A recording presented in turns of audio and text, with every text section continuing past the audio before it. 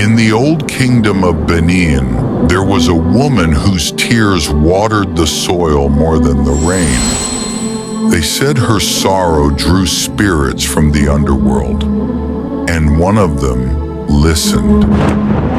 Her name was Eramosele, the woman who molded a child out of clay and breathed upon it the curse that haunts her lineage till this day.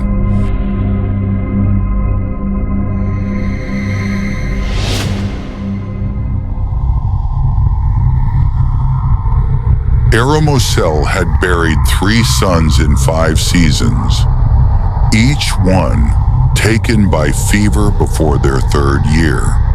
The elders said it was the anger of the river gods, but she refused to believe it.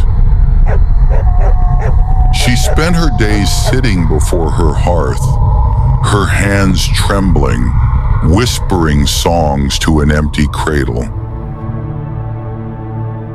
One evening, she walked to the village potter's field, where the red earth was rich and soft like blood. She dug her fingers deep into the clay and began to shape what her womb could no longer hold. Eyes, nose, mouth. A child, small and perfect.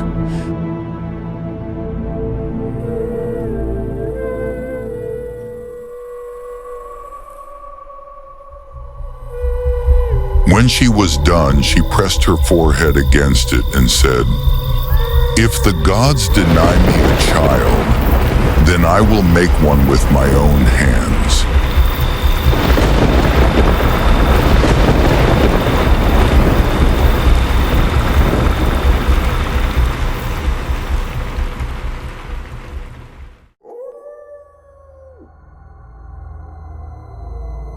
She named him Omahuda, the one who returns.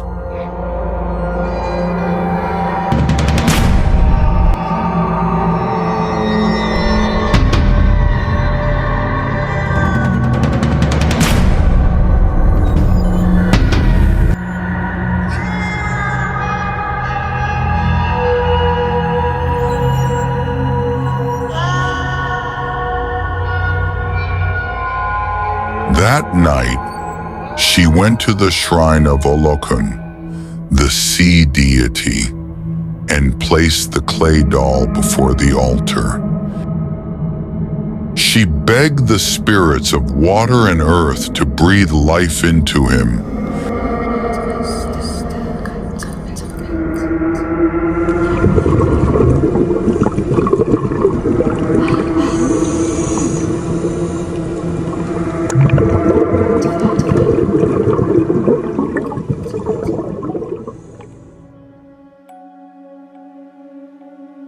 When she woke the next morning, the doll's eyes were wet. It was weeping. She thought it was a miracle. The villagers called it witchcraft. They came to her hut, but when they saw the clay doll smiling and humming softly, they ran away in terror.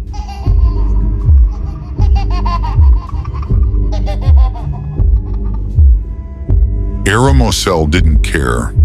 She wrapped the doll in white cloth and carried it everywhere. At night, she could hear it whispering from its mat, "Mama, I'm cold." So she moved it closer to the fire. Every night, the whispers grew louder and hungrier.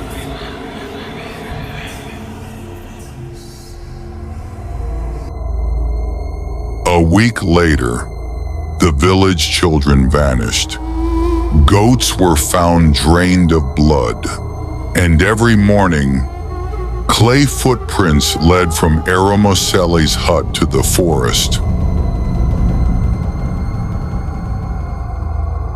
The elders gathered and warned her, "You have given the earth what it did not ask for. It will take back what it must." But Eramosele screamed at them, He is my child.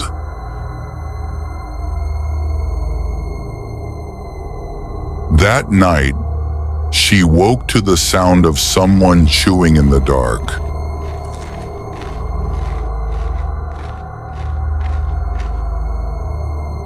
When she lit her lamp, Omahud was crouched beside the fire, his clay lips red.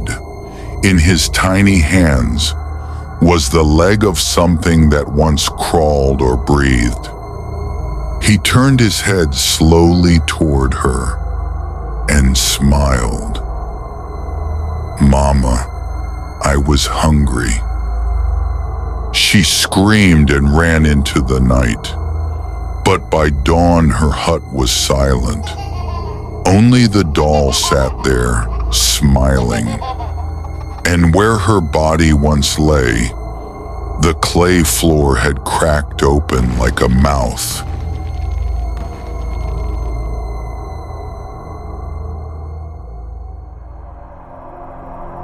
Days later, the villagers found the doll at the shrine of Olokun sitting in the water, staring up at the sky.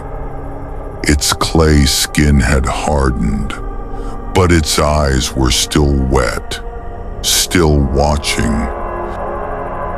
They buried it in a pot and sealed it beneath the earth, whispering, "Let what was molded return to dust."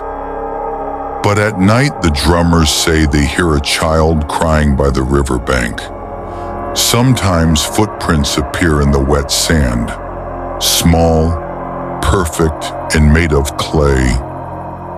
They say anyone who follows the cries will find a small child waiting. He will look up and ask, "Mama, will you hold me?" And when you bend down to lift him, he will cling to your neck and never let go.